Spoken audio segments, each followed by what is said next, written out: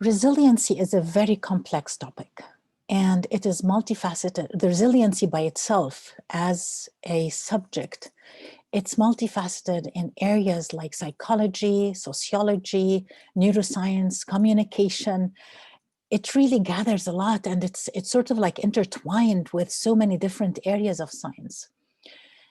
Once you get to understand the components, what builds resiliency, what makes a person resilient, and we combine all of those elements together, then we get to understand at a deeper level how to build resiliency and what is resiliency.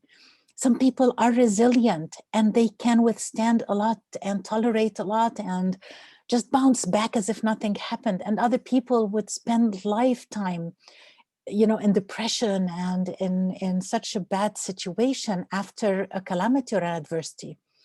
What's the difference? We will learn what's the difference. Having this awareness of those components, as I mentioned in a previous video, what are the components? There are 10 components that makes resiliency.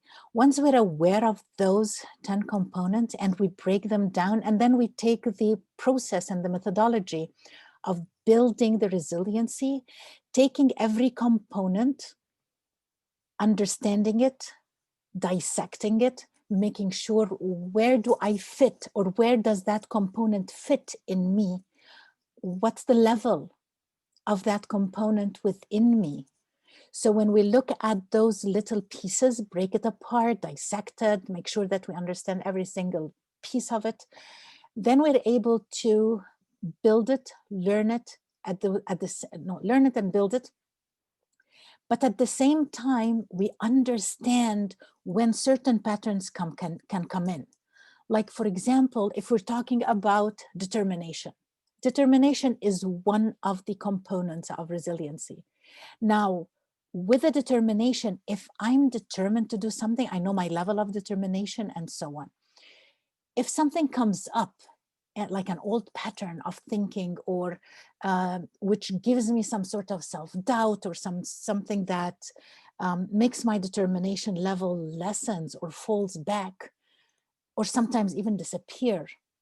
So once we are aware that those elements can come up and block our path to building resiliency, here is where the main work starts. Here is where in the training, this is what we work on. We understand those, we know the tools, we know the techniques, we let we embody certain elements or certain concepts and competencies that enhances our way of building that and just becoming resilient. So we want to reach a point where we become resilient, where our being is resiliency. So when you ask a person who had gone through the training, what can you tell us?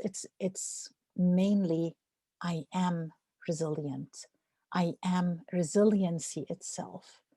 So this is the benefit of going deeper, dissecting those different areas that composes resiliency, the components in themselves within a person that helps them build their resiliency. This is going to be magnificent awareness and a magnificent evolvement of the understanding of resiliency and building it. And I'm sure that this is what everyone's going to benefit from.